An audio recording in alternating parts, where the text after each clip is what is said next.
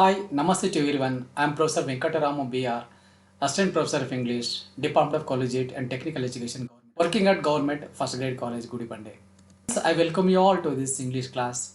This is for the students of BCom 4th semester of Bengaluru North University. And this is being the 11th session of teaching English. I welcome you to learn a poem titled as Phoenix of Beauty. Friends, in this session we are going to learn some important facts, that is glossary items of the poem, and then stanza wise explanation of the poem. Friends, let's come to the glossary part of this poem where we learn the difficulty words and their meanings. The first and foremost word, that's called a phoenix. Phoenix, in Greek mythology, living bird, otherwise born again. This bird is associated with the sun. A phoenix obtains a new life by rising from the ash. In Greek mythology, a phoenix is a long bird that cynically regenerates or is otherwise born again. Associated with the sun, a phoenix obtains a new life by rising the ashes of its predecessors.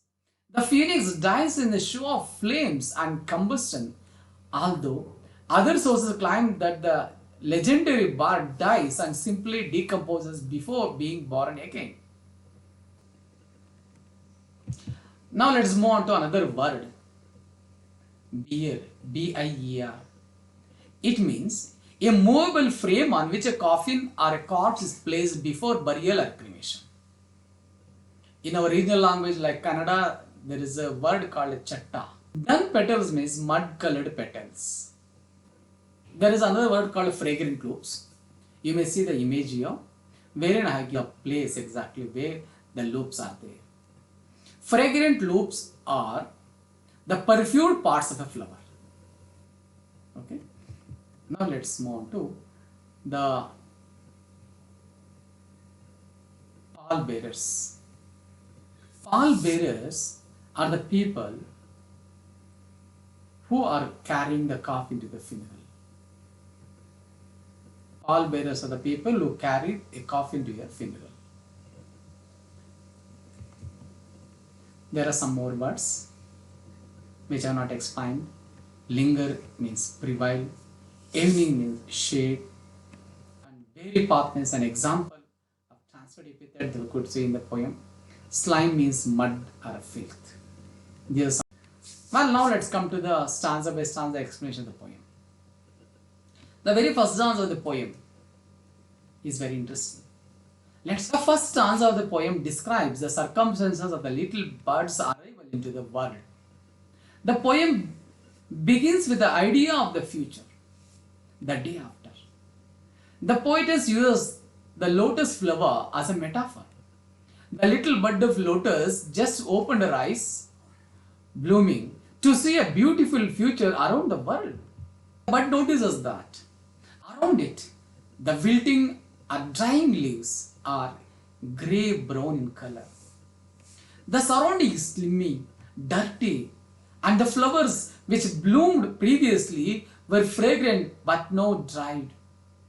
It observes that the climber was clinging to the awning with brown-black streams. All that the bud saw was the depth of long stems and the tired petals which were very active and shining the previous day. It is a reference to the fact that the time can destroy beauty. What was beautiful yesterday should undergo changes and become ugly tomorrow and make way for new beautiful things. The first stanza. Now let's move on to the second stanza. In the second stanza, the poet speaks of the flower's association with the sun. After reflecting on the destructive power of this time, the bud looks at the forever young sun. While the sun utters her birth cry, she notices the pallbearers carrying the dead. It is a dismal picture, but it also tells her that this is the harsh truth of life. After gaining the wisdom at her birth itself, the bird looks at the sun and she finds the sun very wise. The sun turns its look at the young bud that appears to be pleading for life, innocence, and also for the beauty to prevail longer. But nature, world, is no longer innocent. It has experienced the harsh truths of life. The bud wishes for innocence to prevail in the world of guilt. The first rays of the sun had initially smiled on the new world, but now it no longer smiled because the inhabitants of the world have changed their attitudes towards the nature. The last stanza of this poem. The last stanza elaborates on the notion of beauty. When the poet says beauty dies hard, he means that beauty never dies.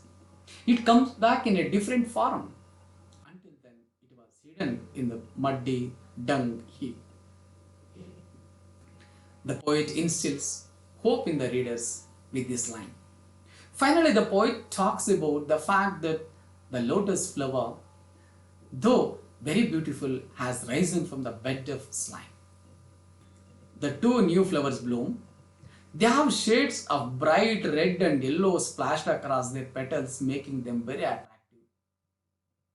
The bright red and yellow lotus shines and smiles over the previously bloomed, old, dull, dirt, dried, and wilting flower.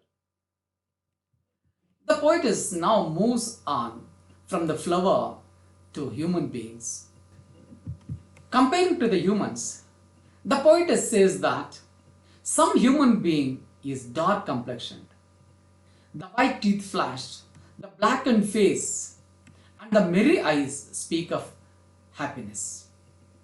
The white teeth flash, the blackened face, and the merry eyes also describe the beauty of an individual who may be black and yet happy.